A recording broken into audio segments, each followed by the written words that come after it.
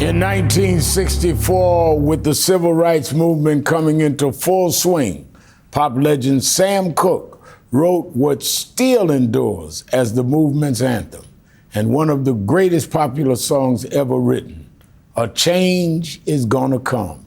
It captures Cooke's experience as a black man in Jim Crow America, but it speaks to a common desire for freedom and dignity so universal that in 2007, the song was selected for preservation by the Library of Congress and deemed culturally, historically, and aesthetically important.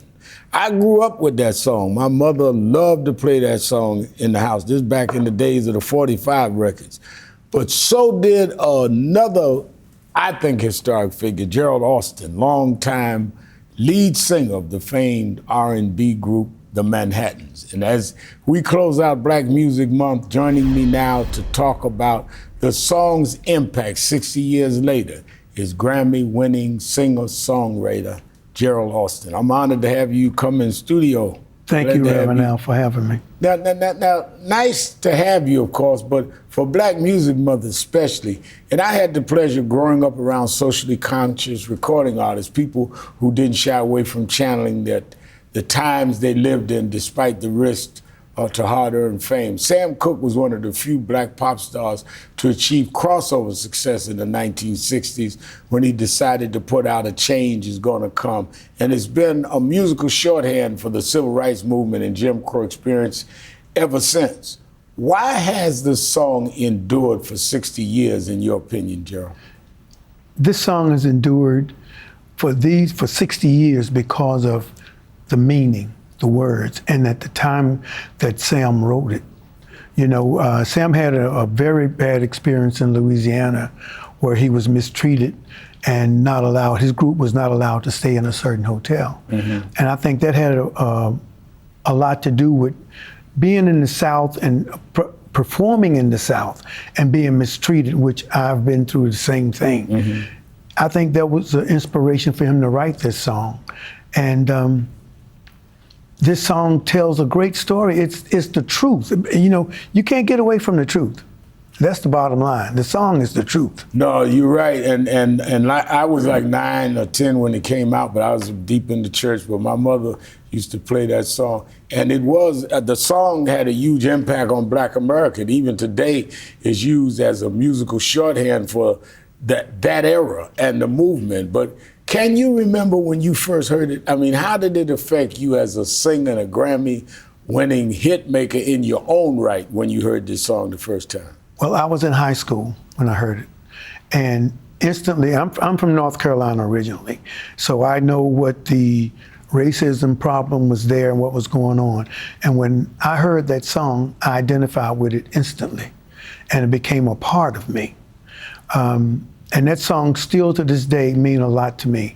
To take it a little further, I won the Apollo Amateur Hour with singing with "A Change Is Gonna Come." Yeah, I never knew that one. So I understand you've been able to perform this song live with Sam Cooke's daughter, Carla. Yes. We've got a clip, and my audience needs to hear just a short part of this. Listen to this.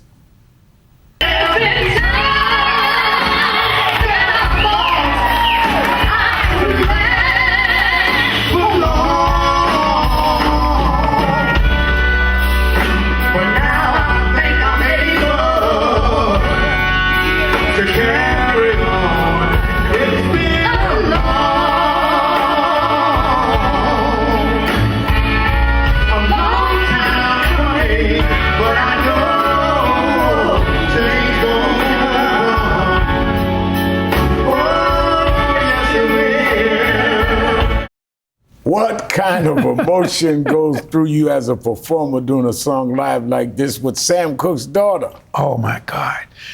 When we performed this in Detroit at the R&B Hall of Fame honorary, and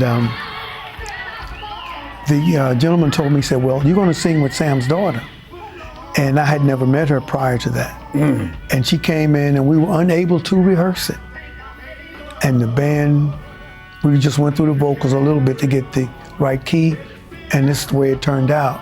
But it was emotional because that was a part of him singing with me. Yeah.